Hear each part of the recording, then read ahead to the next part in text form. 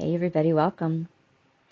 Here we are in the in the dawn, so to speak, of the full moon that we will be experiencing tomorrow. And this full moon is in Gemini, and I do want to say that I have the full moon light language meditation journey over on Patreon. The link will be below if you want to join that. It is available over there for both the full moon and the new moons every month. So what I want to talk about today is not just the moon cycles. The moon cycles sort of open up the door, right? They open up the portal to the feminine. The feminine energies, and particularly winter, also opens up the door to the feminine mysteries, discussions, and topics. So what you may or may not notice or realize, everything that I do streams from the sacred and divine feminine lineages. And I used to spend much more time in them specifically, and I'm going to be dipping back into that again with doing a 10-week journey coming up in January, and more will be announced on that, working with the 10 goddesses, the inner goddesses of Tantra. And what I love about winter, the fall and the winter, is it really begins to exemplify the energetics of the dark feminine. And the dark feminine is really just our own inner archetypes of the different expressions, the myriad of expressions really, of the sacred and divine feminine expressions. And this is not limited, to any specific gender. We all hold them. But what I love about the darkening time of the year is the power of the release, the surrender, the quieting, and the stillness. And the magic that comes when we actually connect more fully with the darkness. Now, we have winter solstice coming up, which I can say for me has been across the board profoundly transformational for many winter solstice practices. And I've talked a little bit about this before, but winter solstice was when light language started moving through me during my practice on winter solstice. My first communication with Mary Magdalene was on winter solstice during my meditation. And those are most prominent. There are smaller ones in between, in between that that 2-decade string of winter solstices. And so what I really want to talk about here is the reality of these times, these natural cycles that are marked, right, through our calendar year.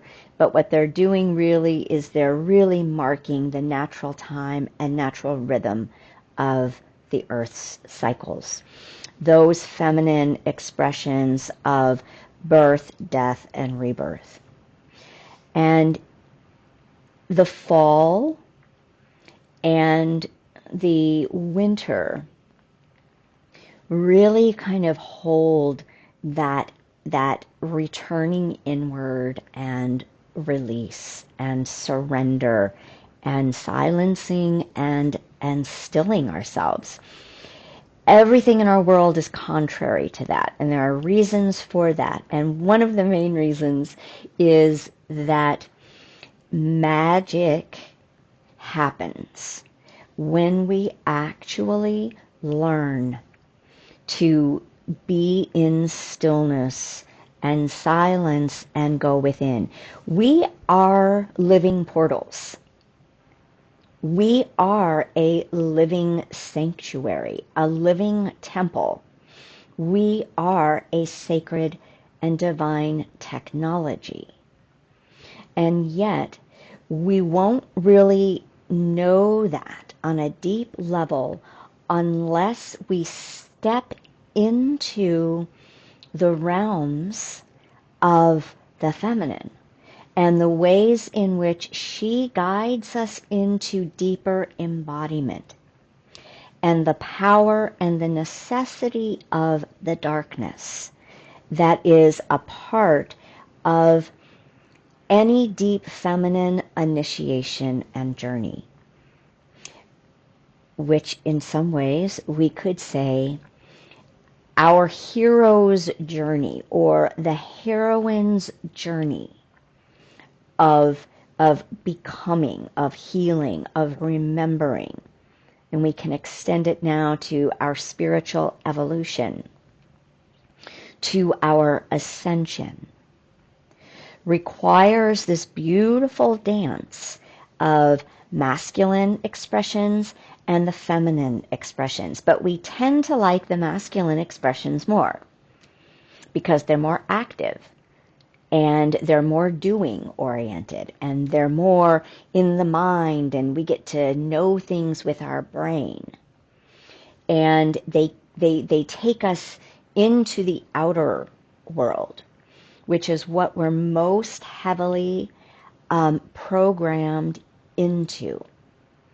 And it's necessary and needed. And yet, the actual womb of any creation begins with the feminine, right? Begins with that darkness. So I want to talk a little bit about darkness. And I'm not going to go into a lot of the science about this, mainly because I don't have my notes super easy to find. But if you check out Biomancy University and Dr. Ozra Bertrand, he does amazing work in general, but he's got these teachings on the dark and the science of how the darkness, and when he's talking about it, you know, he's referring to complete darkness, what that does for regeneration of our cells, for healing our mitochondria, for allowing and supporting our nervous system to regulate, allowing the brain waves to shift. Now, we all, most of the time, have darkness at night, right? And yet, because we have so many systemic disruptions in our physical body and our physical way of working, mostly due to the inundation of ongoing stimulation that we have been conditioned into feeling like we need, without even knowing that that's what the programming and conditioning has compelled us towards. So we have a lot of sleep distortions. We have inability to maybe fall asleep. We have inability to go to sleep. To stay asleep. And oftentimes what I hear more and more is that people utilize technology, right, their phones, to put them to sleep with meditations, to use music, to use different kinds of noise. I totally get that. I suffered from insomnia for over a decade. And it was very challenging. And part of it was that my nervous system was so dysregulated, and I just hadn't gotten it. I hadn't gotten it balanced yet. And what I can tell you, there were two main contributing factors to it really getting balanced out. That was getting my adrenals more fully healed, number one, and number two, earthing. This was all through biomancy. Earthing and working with the moon cycles and working with the cycles of morning and night. Light, first morning light, and the impending last lights and the impending darkness of night. Now, what really rebooted me was I spent pretty much a whole summer while I did my initial embarking, kind of that spring and summer of my year in Biomancy University, outside all day. I sort of unplugged from many things from my work. Well, everything was unplugged from me. I'm going to put it that way. And I just went along with what the divine will was. I was unplugged, which allowed me wide open space of a lot of non-doing, of feeling the pressure of needing to do certain things. And it allowed me time to just sit out in my backyard with the birds, bare feet on the ground, in the sunlight, in the morning light. It wasn't on technology hardly at all. And every morning I would do the body weaving, which I'm going to actually put that up over on the Patreon page. Do the body weaving and solitara practices of biomancy in the morning and at night, bare feet on the ground. And within like 2 to 3 weeks, I was sleeping soundly like a baby.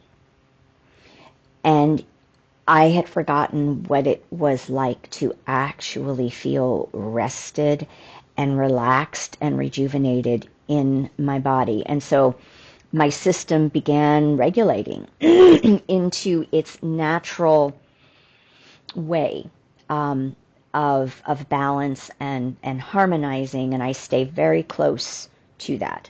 And I listen very closely to when I think I need to do and when I'm being taken offline. So, I've mentioned that before. I'm going to be gone for periods of time because I'm being taken offline to recalibrate, to download, to integrate, whatever needs to happen. And I follow that internal voice. Now, I'm going to go back to the dark. I'm such a fan of Ozra's work, Dr. Bertrand's work, because it's just so deep and so encompassing on so many levels, and the depth of embodiment and healing and the science, the new science that he brings forward is consistently stunning. So, okay, darkness. So, one of the ways that I began utilizing the dark during this rebooting time, and granted, it was in the summer, but what I began doing is because I didn't have any artificial light after sunset, right? I unplugged from everything. I usually have amber lights, which are like orange. Some of you may know, going the wrong direction. No, I'm not. Orange lights, that bottom light. So those amber lights or red lights for after the sun goes down to begin to support the hormones and the melatonin and the last bit of daylight, of sunlight as we go into the darkness. and the first light in the morning turns on and off specific genes that that support deep harmonization with the natural cycles. So I keep getting sidetracked.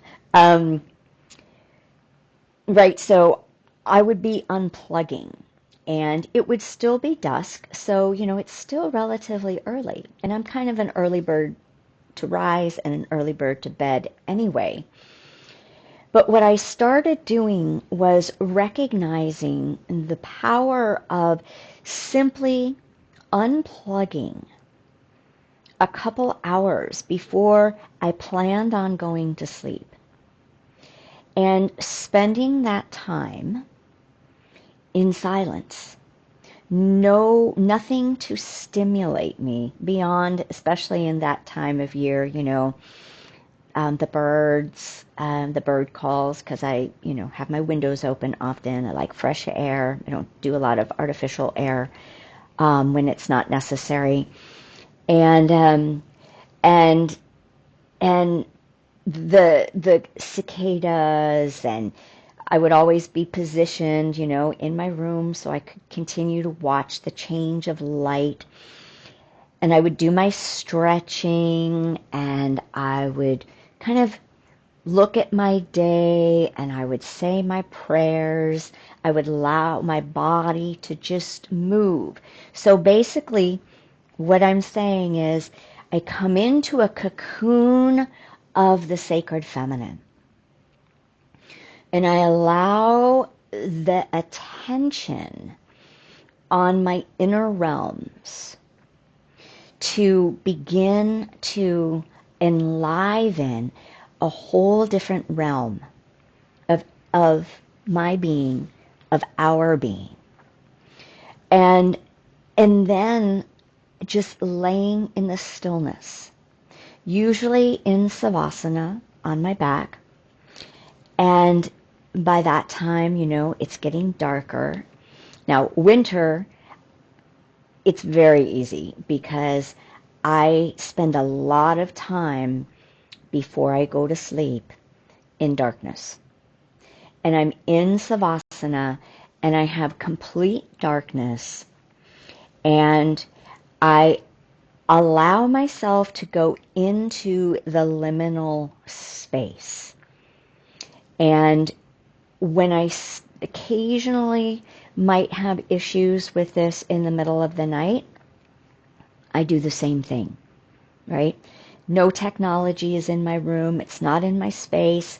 When I live by myself, my internet is turned off every night so that there's none of those EMFs that distort our system and that interrupt our frequencies, right? That distort our frequencies. So it's magical when we surrender into these levels of silence and stillness. And it doesn't mean that we can't move or adjust, but particularly in savasana or corpse pose, right, on the back, we're allowed and enabled and invited, if you're just paying attention to your breath and allowing your breath to move down into the lower centers, all in its own timing. There's no force, there's no rush.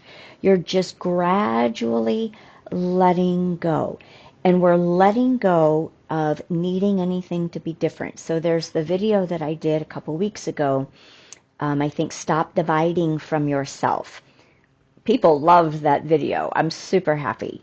So thank you for everyone who that really resonated with, because I felt like it was an important video. But when we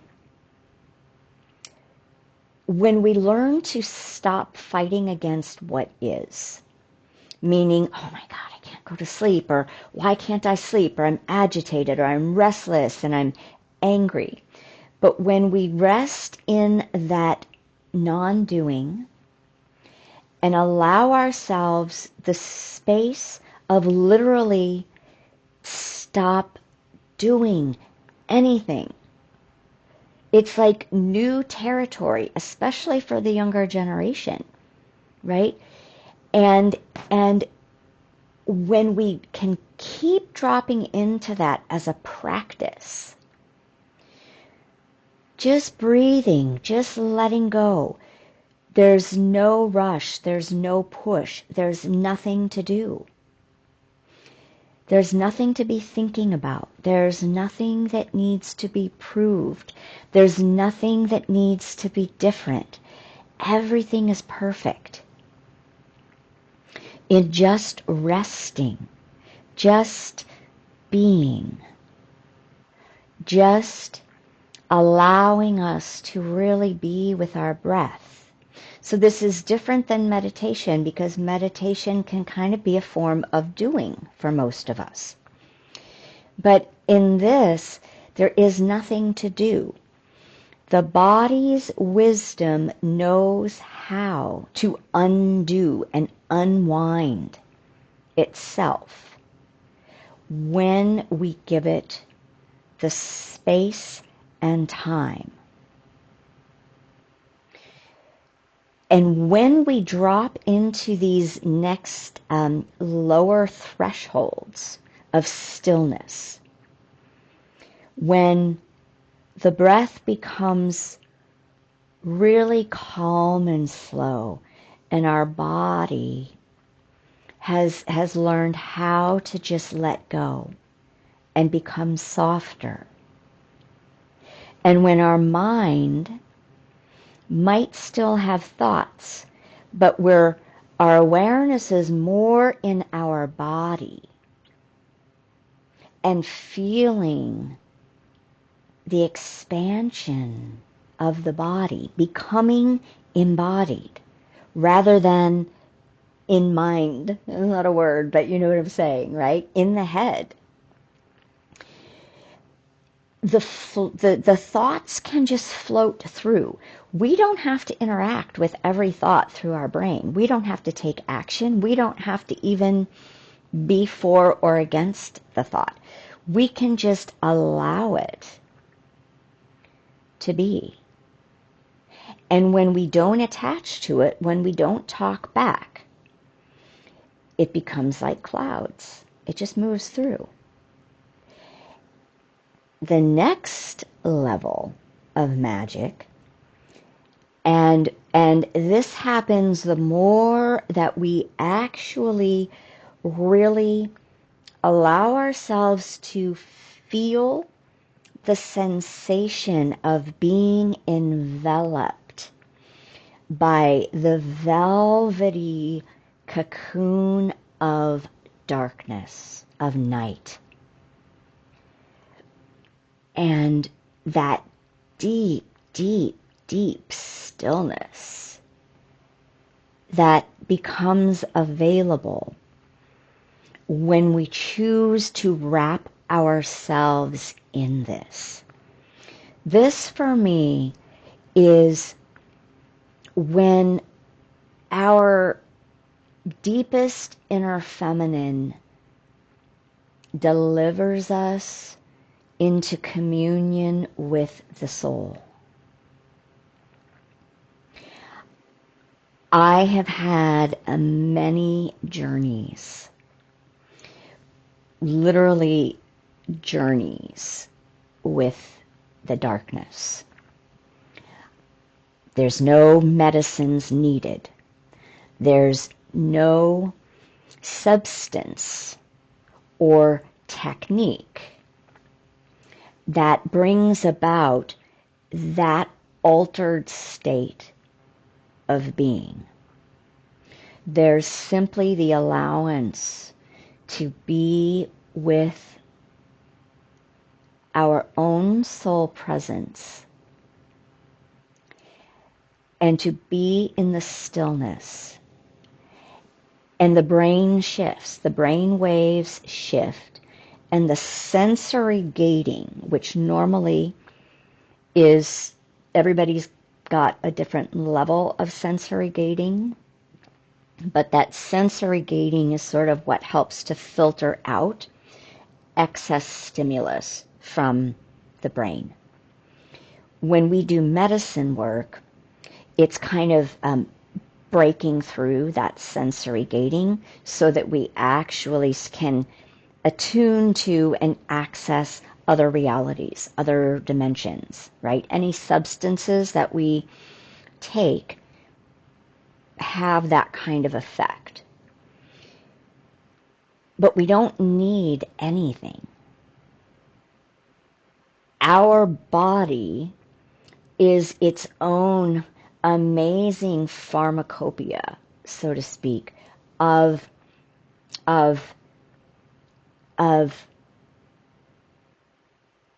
chemicals and psychic faculties that we cultivate on our own through just being. Everything begins to expand. And what happens through the breath and the nervous system then support, right, that alpha state, takes us from beta into alpha, eventually into theta, eventually into delta. So we begin to start merging and marrying realities. And there's nothing that we need to do other than allow the soul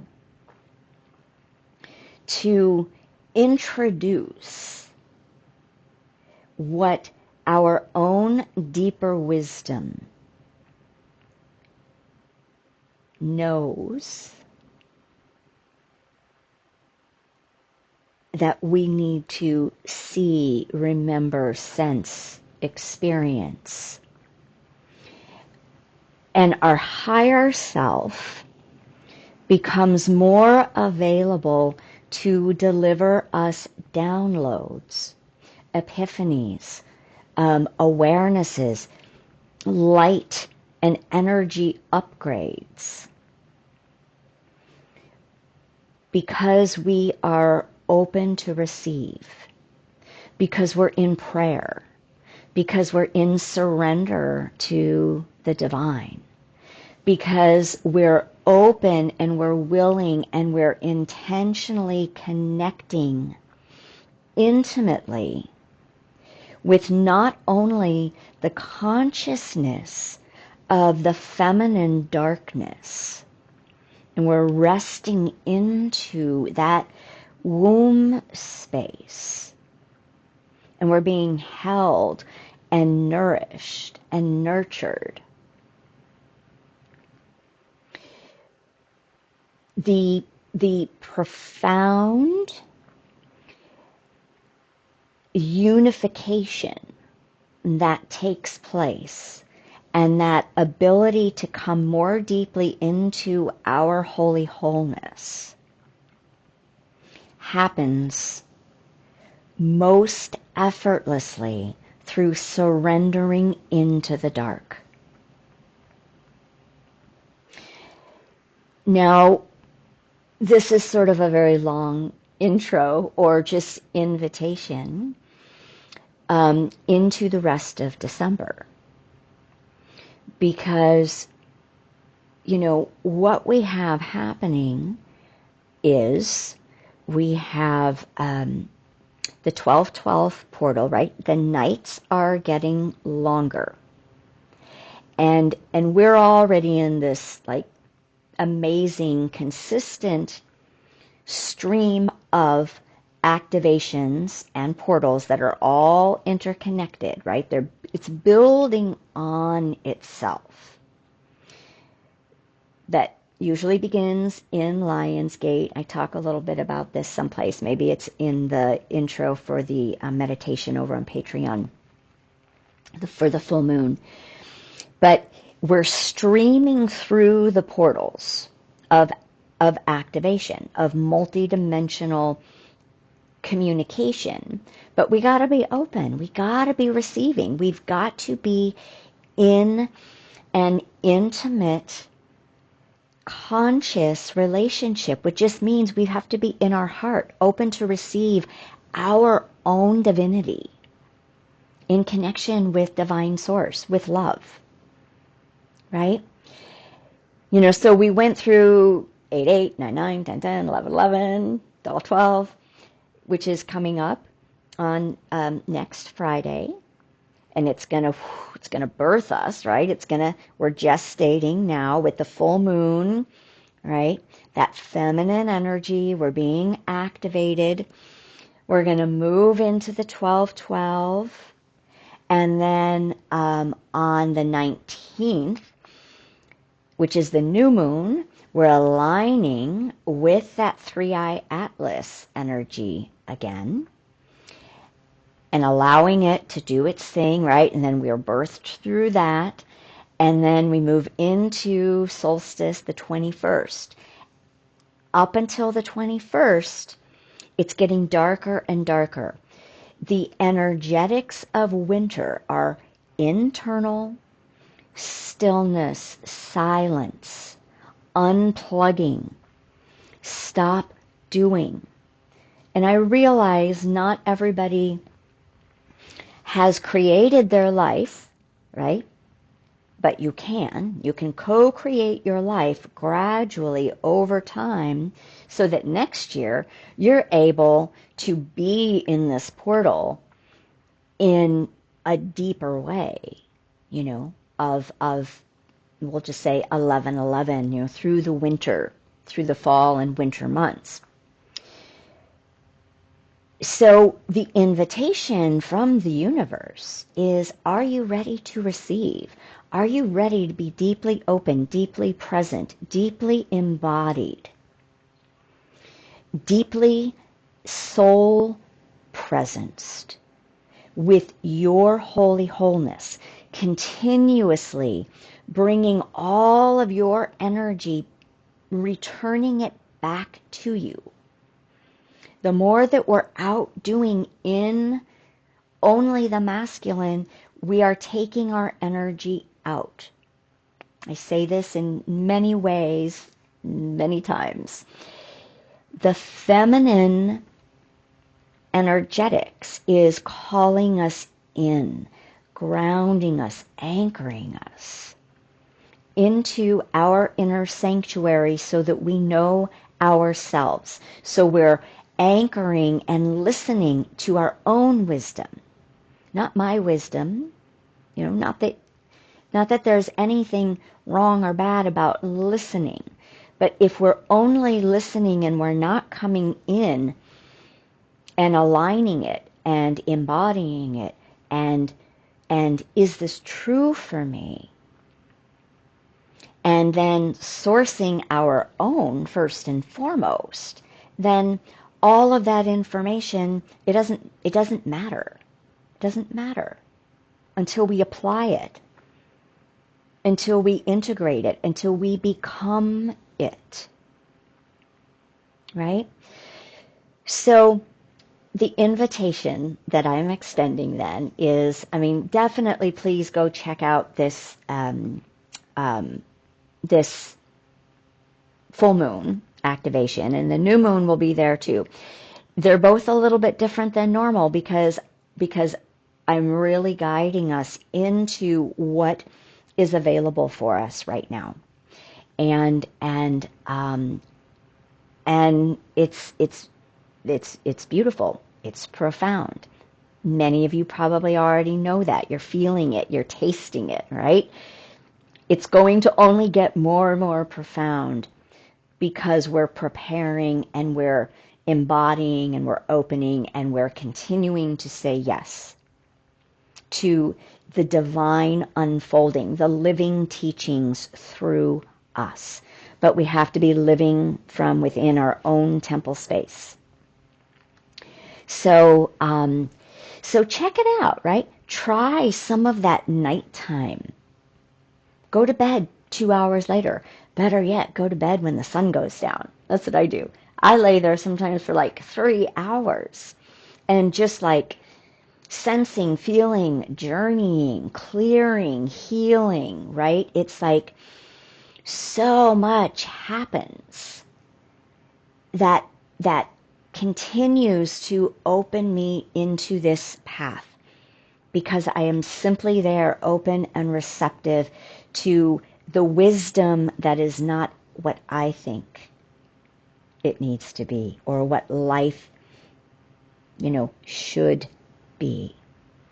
So, yeah, if you do that, I would love to find out how it feels. And give yourself time. If you're not used to doing that, create that that discipline, right? That masculine discipline within you